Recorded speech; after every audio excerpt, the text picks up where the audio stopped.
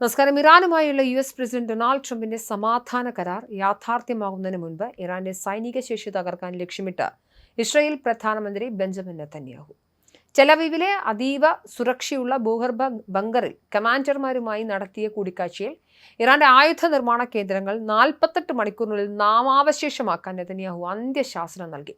ചൊവ്വാഴ്ച അമേരിക്ക അവതരിപ്പിച്ച 15 സമാധാന പദ്ധതിയോട് ഇസ്രായേലിന് കടുത്ത വിയോജിപ്പുണ്ടെന്നാണ് സൂചന. ഇറാന്റെ മിസൈൽ ശേഖരത്തിനും ആണവ പദ്ധതിക്കും നിയന്ത്രണങ്ങൾ നിർദ്ദേശിക്കുന്നുണ്ടെങ്കിലും ടെഹ്റാന്റെ സൈനിക ശക്തി പൂർണ്ണമായും ഇല്ലാതാക്കാൻ ഈ പദ്ധതിക്ക് കഴിയില്ലെന്നും ഇസ്രായേൽ ആശങ്കപ്പെടുന്നു. ഏത് നിമിഷവും ട്രംപ് ഇറാനുമായി കരാറിലെത്തിയേക്കാമെന്ന ഭീതിയിലാണ് ഡൂംസ്ഡേ ബ്ലിറ്റ്സ് എന്ന് വിശേഷിപ്പിക്കപ്പെടുന്ന അതിവേഗ ആക്രമണത്തിന് നെതന്യാഹു ഉത്തരവിട്ടത്.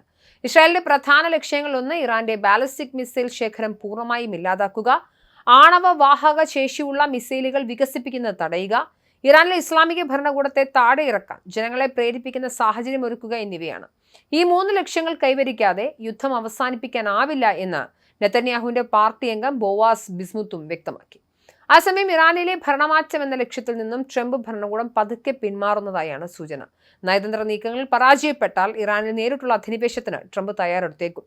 ഇതിന്റെ ഭാഗമായി 2000 പാരാട്രൂപ്പർമാരെ മിഡിൽ ഈസ്റ്റിലേക്ക് അയക്കാനും പെന്റഗൺ ഉത്തരവിട്ടു. ഒരു കൈയിൽ സമാധാന കരാറും മറുകൈയിൽ പ്രഹരിക്കാൻ ഓങ്ങിയ മുഷ്ടിയുമായാണ് ട്രംപ് നിൽക്കുന്നതെന്ന് അദ്ദേഹത്തിന്റെ സഹായികൾ ഒരാൾ വെളിപ്പെടുത്തി. എന്നാൽ ഹോർമുസ് കടലിടുക്കിന്റെ നിയന്ത്രണം വേണമെന്ന ഇറാന്റെ ആവശ്യം അമേരിക്ക തള്ളിക്കളഞ്ഞു. ഇറാന്റെ ആവശ്യങ്ങൾ തമാശയാണെന്നാണ് US ഉദ്യോഗസ്ഥർ പ്രതികരിക്കുന്നത്. ഹോർമുസ് കടലിടുക്കിന്റെ നിയന്ത്രണം ഇറാന് കൈമാറുന്നതിനെ സൗദി അറേബ്യ ശക്തമായി എതിർത്തു കഴിഞ്ഞു.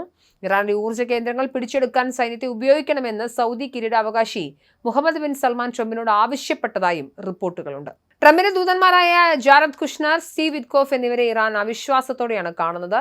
US vice president JD Vance ചർച്ചകൾക്ക് നേതൃത്വം നൽകണമെന്നാണ് ഇറാന്റെ താൽപര്യം.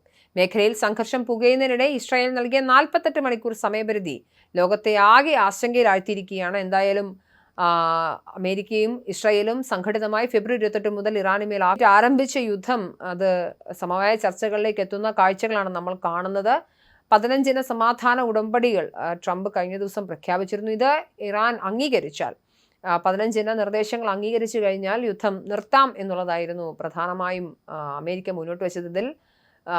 ആണവ പദ്ധതി ഉപേക്ഷിക്കുക അടക്കമുള്ള കാര്യങ്ങളുണ്ട്. യുറേനിയം സമ്പുഷ്ടീകരണം നിർത്തലാക്കുക, അന്താരാഷ്ട്ര ഏജൻസികൾക്ക് ഇറാന്റെ അതിർത്തികൾ തുറന്നു കൊടുക്കുക തുടങ്ങിയ ആവശ്യങ്ങളുണ്ടായിരുന്നു. എന്നാൽ ഇത്തരത്തിലുള്ള ഒരു തരത്തിലുള്ള നിർദ്ദേശങ്ങളെയും അംഗീകരിക്കാൻ ഇറാൻ ഇതുവരെയും തയ്യാറായിട്ടില്ല. പകരം തങ്ങളോട് ആർക്കെങ്കിലും യുദ്ധം നിർത്തണമെന്നുണ്ടെങ്കിൽ മുന്നോട്ട് വയ്ക്കുന്ന 5 പദ്ധതികൾ ഇറാൻ ആവശ്യപ്പെട്ടിരുന്നു. ഇതിൽ ഏറ്റവും പ്രധാനം ഹോർമുസ് കടലിടുക്ക് പോലെയുള്ള നിർണായകമായ കടലിടുക്ക് ഇടനാഴി അത് ഇറാന്റെ അധീനതയിലാണ് എന്ന് ഉറപ്പാക്കപ്പെടണം. സമഗ്ര ആധിപത്യം അവർക്ക് വേണമെന്നുള്ള ആവശ്യങ്ങളാണ് ഉന്നയിക്കുന്നത്. ഈ ചർച്ചകൾ ഇങ്ങനെ മുന്നോട്ട് പോവുകയാണ്. വരുന്ന 48 മണിക്കൂറിനുള്ളിൽ ഇറാന്റെ സൈനിക ശേഷിയെ സമ്പൂർണ്ണമായി ഇല്ലാതാക്കാനുള്ള പദ്ധതിയുമായി ഇസ്രായേൽ രംഗത്തെത്തുന്നത്.